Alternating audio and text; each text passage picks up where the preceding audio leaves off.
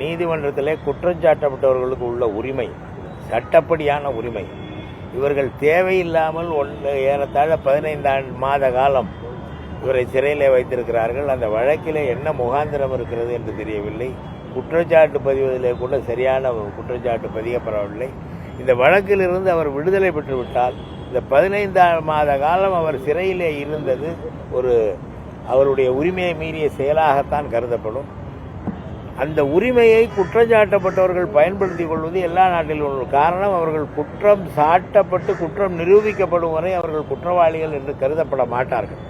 அந்த சூழ்நிலையிலே கூட அவரை குற்றம் சாட்டப்பட்டவராகவே 15 மாத காலம் சிறையிலே வைத்திருப்பது என்பது, அதுவும் அமலாக்கத்துறை திட்டமிட்டு அவருக்கு பெயில் வழங்கக்கூடாது என்று வலியுறுத்தி இருப்பது, ஒன்றிய அரசு திட்டமிட்டு தங்களுடைய துறைகளை, தங்களுக்கு கீழே உள்ள துறைகளை எதிர்க்கட்சிகளின் மீது தவறாக பயன்படுத்துகிறது என்ற குற்றச்சாட்டு நிரூபணமாக வகையிலே இது அமைந்திருக்கிறது. சாதாரணமாகவே சொல்வார்கள், பாஜக என்பது ஒரு வாஷிங் மிஷின் போல என்று சொல்வார்கள். அவர்களோடு போய் சேர்ந்து விட்டால் அவர்கள் தூய்மையாகி விடுவார்கள், அவர்களை எதிர்த்தால் அவர்கள் குற்றவாளியாட்டப்பட்டவர்களாக இருப்பார்கள் என்று பல குற்றவாளிகள், பல பேர் குற்றஞ்சாட்டப்பட்டவர்கள் நீதிமன்றத்தால் பெயில் வழங்கப்பட்டிருக்கிறது. செந்தில் பாலாஜிக்கு இது காலதாமதமாக வழங்கப்பட்ட நீதியாகவே நான் கருதுகிறேன். ஏனென்றால் அந்த உரிமையை வழங்க வேண்டியது நீதிமன்றத்தின் கடமை. ஆனால் அமலாக்கத்துறையின் வலியுறுத்தல் காரணமாக அவர்கள் இவ்வளவு காலதாமதம் செய்திருப்பார்கள் என்றுதான் நான் கருதுகிறேன். எனவே வெளிவந்தது மகிழ்ச்சிக்குரிய ஒன்று, நியாயமான ஒன்று, அவருக்குள்ள உரிமைகளில் ஒன்று. அரவிந்த் கெஜ்ரிவால், மணிஷ் சிசோடியா, அதுக்கப்புறம் சுஷில் பாலாஜி, இந்த 3 வழக்கிலையுமே ஜாமீன் அப்படிங்கிறது ஒரு காலதாமதமாக நினைக்கிறீங்களா? நீதிமன்றத்துடைய நடவடிக்கை எப்படி பார்க்குறீங்க? வாஷிங் மிஷின் வேலை தான். பாஜகவில் ஒருவர் மீது குற்றம் சொன்னார்கள்.